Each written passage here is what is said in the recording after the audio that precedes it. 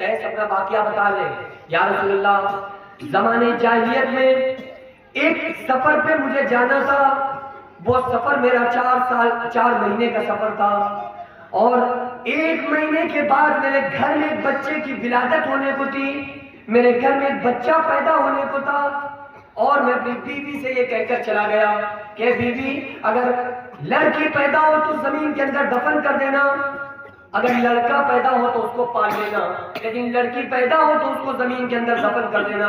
یا رسول اللہ میں یہ کہہ کر سفر پہ چلا گیا، اور میرے یہاں اللہ تعالیٰ نے ایک لڑکی کو پیدا کیا، میرے یہاں ایک بچی پیدا ہوئی، لیکن میری بیوی نے میرے ظلم و ستم کی وجہ سے کہ ایسا نہ ہو کہ کہیں میرا شوہر میری بچی کے ساتھ مجھے بھی زمین کے اندر کہیں دفن نہ کر دے، بیوی نے سوچا، قیس کی بیوی نے، کہ ایسا نہ ہو کہ اگر میں نے بتا دیا کہ بچی لڑکی پیدا ہوئی تھی تو کہیں اپنی بچی کے ساتھ میرا شوہر مجھے بھی زمین کے اندر دفن نہ کر دے۔ اس وجہ سے قیس کی بیوی نے جب قیس واپس آئے آخر پوچھتے کیا ہوا تھا، بیوی نے کہا کہ مرا وہ بچہ پیدا ہوا تھا، زمین میں دفن کر دیا، بات ختم ہو گئی۔ 4 سال گزر گئے، 4 سال کے بعد قیس اپنے گھر کے اندر داخل ہوتے ہیں، اور آ کر کیا دیکھتے ہیں کہ قیس کی بیوی ایک معصوم سی بچی کے ساتھ چپٹی ہوئی ہے، پیار کر رہی ہے اور بڑا اس کے ساتھ کھیل رہی ہے۔ قیس نے جب یہ ماجرا اپنی بیوی اور اس بچی کے ساتھ دیکھا، بڑا ہی افسوس کے ساتھ کہنے لگے، اور یہ اپنی بیوی سے کہا، اے کاش آج میرے پاس بھی اگر بچی ہوتی، آج میرے پاس بھی بیٹی ہوتی تو آج میں بھی اس بچی کو پال لیتا، لیکن افسوس میرے پاس کوئی بچی نہیں ہے۔ آج مجھے یہ دیکھ کر بڑا خوشی ہو رہی ہے کہ آج میرے گھر میں جو بچی آئی ہوئی ہے محلے کی، جو بچی پڑوس کی آئی ہوئی ہے، یہ کتنا خوش ہو رہی ہے۔ بیوی نے کیا کیا تھا، اپنی بچی کو اپنی بہن کے یہاں پالنے کو دے دیا، بہن کے یہاں پلنے لگی، شوہر کے ظلم سے بچانے کی وجہ سے۔ وہ کبھی کبھی آ جاتی تھی اپنے ماں سے ملنے کے لیے۔ جب قیس نے یہ بات کہی تو بیوی نے کہا، ہے میرے شوہر، جب آپ کا دل اتنا نرم ہو ہی گیا ہے، جب آپ اپنی بچی کو پالنے پر راضی ہو ہی گئے ہیں تو پھر سنیے، یہ بچی کسی اور کی نہیں، آپ ہی کی بیٹی ہے۔ کہا کیسے؟ کہا 4 سال پہلے جو آپ ایک سفر پہ گئے ہوئے تھے، وہ بچہ کوئی مرا ہوا نہیں پیدا ہوا تھا، یہ بچی پیدا ہوئی تھی آپ کے ظلم و ستم کی وجہ سے، آپ کے ظلم سے بچانے کی وجہ سے میں نے آپ سے جھوٹ بولا تھا کہ مرا ہوا بچہ پیدا ہوا تھا، زمین کے اندر دفن کر دیا، لیکن اے میرے شوہر جب آپ کے دل میں بیٹی کی محبت آ ہی گئی ہے تو پھر میں آپ کو بتا دیتی ہوں کہ یہ کسی اور کا نہیں بلکہ آپ ہی کا بچہ، آپ ہی کی بیٹی ہے۔ قیس نے اجازت دے دی کہ ٹھیک ہے پال لو۔ اب غور کیجئے، قیس نے اجازت دے دی، لوگوں نے کیا کہنا شروع کر دیا، اے قیس اب تمہیں بھی اپنی بچی کا شوہر کسی کو بنانا پڑے گا، اب کسی کے ہاتھ میں تمہیں اپنی بیٹی کا ہاتھ دینا پڑے گا، اور کسی کو اپنا سنگی بنانا پڑے گا، اور کسی اجنبی سے تمہیں رشتہ جوڑنا پڑے گا۔ اے قیس تم بڑے بدقسمت انسان ہو، اے قیس تم سے زیادہ بدقسمت انسان کوئی اور نہیں ہے۔ جب لوگوں نے یہ تانا دینے شروع کر دیے، حضرت قیس ان تانوں سے بڑا پریشان ہو جاتے ہیں اور غصے سے اپنے گھر کے اندر داخل ہوتے ہیں اور کہتے ہیں، اے بیوی آج جتنا چاہو، جتنی مرتبہ چاہو، جتنی بار چاہو اپنی بچی کو دیکھ لو، آج کے بعد تمہیں اپنی بیٹی کا چہرہ دیکھنا میسر نہ ہوگا، آج کے بعد کبھی بھی تم اپنی بیٹی کا چہرہ اپنے سامنے نہ پاؤ گی۔ یہ کہہ کر قیس نے جیسے ہی شام کا وقت آیا اور وہ ماں اپنی 4 سال کی بچی کو نہلا رہی ہے، اس کو دھلا رہی ہے اور اس کی آنکھوں میں کاجل لگا رہی ہے، لیکن ماں کے آنکھوں سے آنسوؤں کا سمندر جاری ہے، کیونکہ ماں سمجھ چکی ہے کہ میرے شوہر کے کانوں کو بھر دیا گیا ہے اور میرا شوہر زمانے جاہلیت کی رسم کو زندہ کرنے والا ہے اور میری بچی کو زمین کے اندر دفن کرنے والا ہے۔ وہ ماں اپنی معصوم سی 4 سال کی بچی کو نہلا رہی ہے، دھلا رہی ہے، نئے نئے کپڑے پہنا رہی ہے، اس کے آنکھوں میں کاجل لگا رہی ہے، اس کے سر میں تیل ڈال رہی ہے، لیکن اس ماں کی، قیس کی بیوی کے آنکھوں سے آنسوؤں کا سمندر جاری ہے۔ وہ 4 سال کی بچی یہ کہنے پر مجبور ہو جاتی ہے، اے میری ماں 4 سال میں ایک دن بھی، ایک وقت بھی ایسا نہیں آیا جو آپ کو میں نے اس طرح روتے ہوئے دیکھا ہو، آخر کیا بات ہے اور آپ کے آنکھوں میں آنسوؤں کا سمندر کیوں ہے اور آپ اتنا زیادہ پریشان کیوں ہو رہی ہیں؟ وہ عورت ماں کہتی ہے، اے بچی کوئی بات نہیں، کوئی بات نہیں، لیکن وہ ایک ماں اپنی بچے کو کون سے دل سے بتائیں کہ آج کے بعد تم اپنی ماں کا چہرہ کبھی نہ دیکھ پاؤ گی، اور یہ ماں آج کے بعد تمہارا چہرہ کبھی بھی نہ دیکھے گی، لیکن اپنے ہاتھوں سے اس کو نہلا رہی ہے، دھلا رہی ہے۔ شام کا وقت آتا ہے، قیس اپنے گھر کے اندر داخل ہوتے ہیں، اپنی بچی کا ہاتھ پکڑ کے منزل مقصود کی جانب رواں ہو جاتے ہیں۔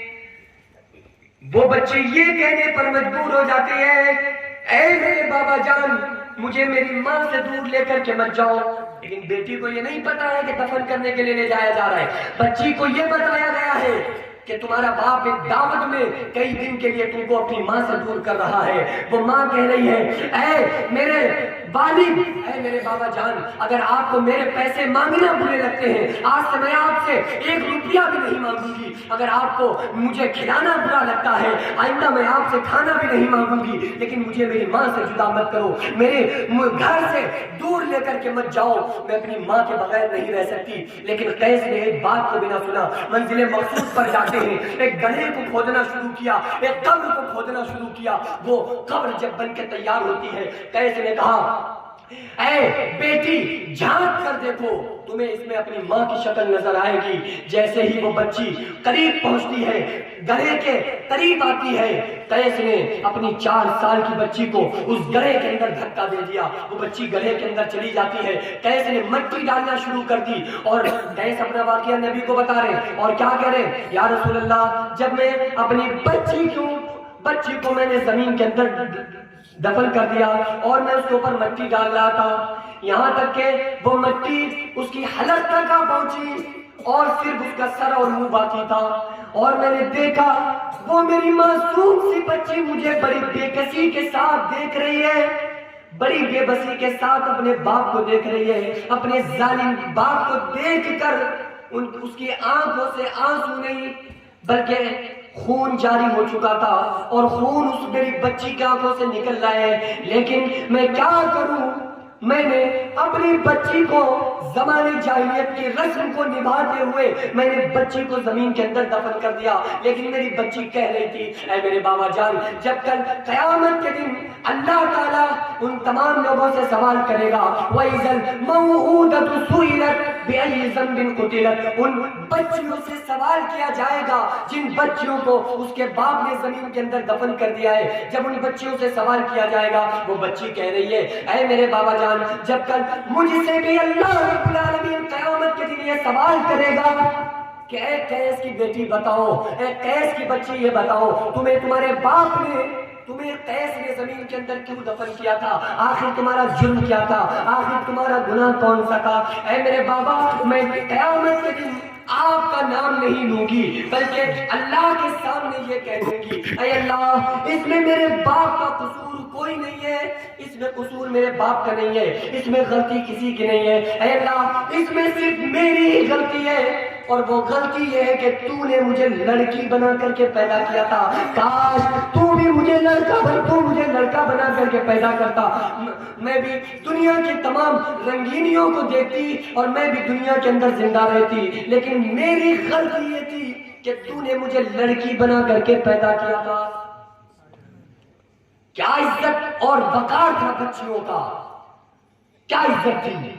یہی تو آ کر نبی نے بتایا ہے، آقا علیہ السلام جب آئے تو وہی باپ جو اپنی بچیوں کو زمین کے اندر دفن کر رہے تھے، اپنی بیٹیوں کی نکاح اور شادیاں کرتے ہوئے نظر آنے لگے، ان کو گلے سے لگاتے ہوئے نظر آنے لگے۔ تعلیم کس نے دی؟ اور ایسی ویسی تعلیم نہیں۔ بعض باپ ایسے ہوتے ہیں جو کہہ دیتے ہیں کہ میں نے شادی اس لیے تھوڑی کی تھی، تم ہمارے گھر مہمانی میں بیٹھی رہو۔ اٹھاؤ شریعت، پڑھو حدیث۔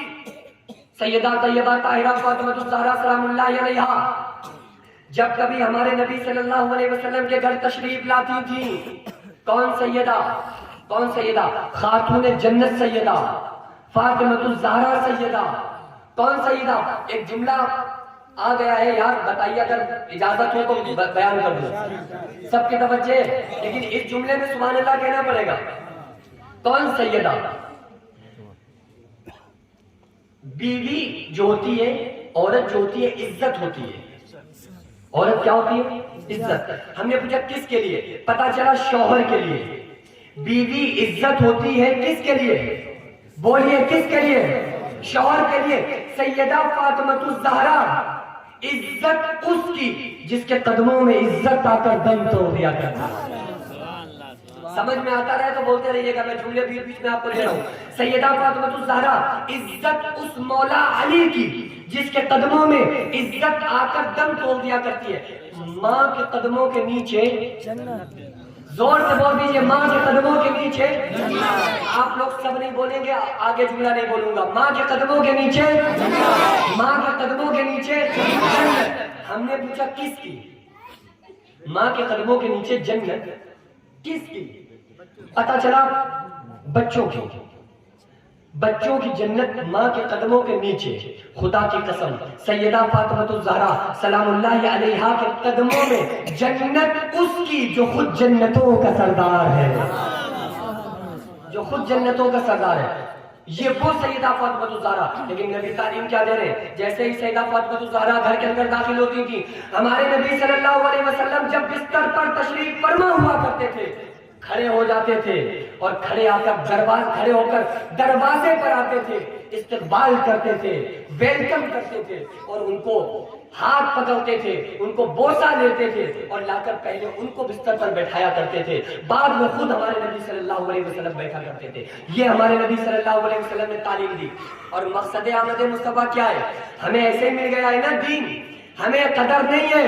غور کرو ہمارے نبی صلی اللہ علیہ وسلم کی زندگی پر. آپ نے دیکھو جب حضور کی آمد ہوئی تو بہت لوگ خوش ہوئے, بڑی خوشیاں بھی منائی جو آج الحمدللہ ہم اور آپ بھی مناتے ہیں. لیکن جب حضور نے اس مقصد کو لوگوں کے سامنے بیان کیا تو سارے لوگ پتہ ہے کیا کہنے لگے؟ ہمارے نبی صلی اللہ علیہ وسلم نے پہلی تبلیغ کی ہے, کوہ صفا پہاڑی پر آئے اور آ کر کہا یا معاشر قریش, اے قریش لوگ, سارے کے سارے لوگ اکٹھا ہو جاؤ. سارے کے سارے لوگ ہمارے نبی صلی اللہ علیہ وسلم کے سامنے اکٹھا ہو گئے.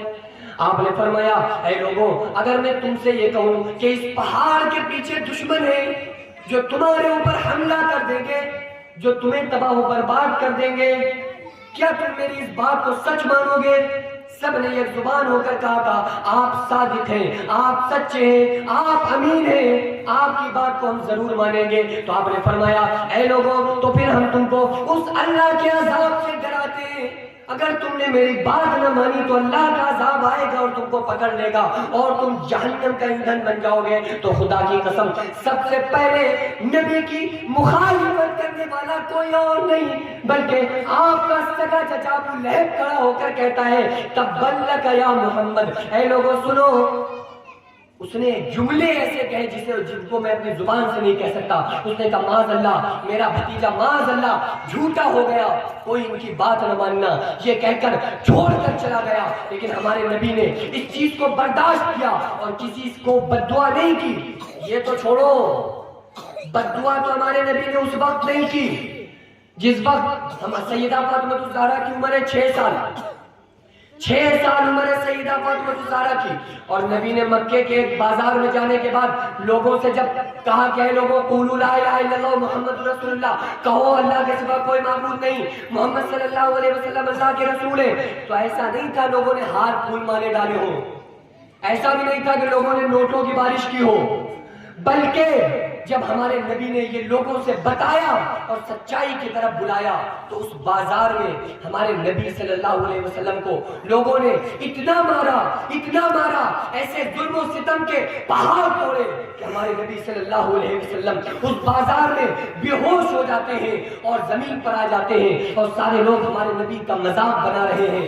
کسی سیدہ فاطمہ الزہرا کی سہیلی نے آ کر کے بتایا کہ فاطمہ الزہرا, آپ کے بابا جان کو مکہ کے لوگوں نے اس بازار کے اندر فلا بازار کے اندر بہت ظلم و ستم کیے ہیں اور بہت مارا ہے. سیدہ فاطمہ الزہرا کی عمر 6 سال ہے, دوڑی اس بازار میں آتی ہیں اور دیکھتی ہیں اپنے بابا جان کی حالت, دیکھتی ہیں کہ آپ کے سر کے بال سے لے کر پاؤں کے ناخن تک خون میں ڈوبا ہوا ہے اور آپ کے سر سے خون جاری ہے, آپ کے ہاتھوں سے بھی خون نکل رہا ہے, آپ کا سینہ بھی زخمی ہو چکا ہے اور خون جاری ہے. والد محترم کا جب یہ حال دیکھا آنکھوں سے آنسوؤں کا سمندر جاری ہو گیا اور آپ اپنے بابا جان کے پاس بیٹھ جاتی ہیں اور اپنے بابا کے اور اپنی گود میں رکھتی ہے اور آنکھوں سے آنسوؤں کا سمندر جاری ہے.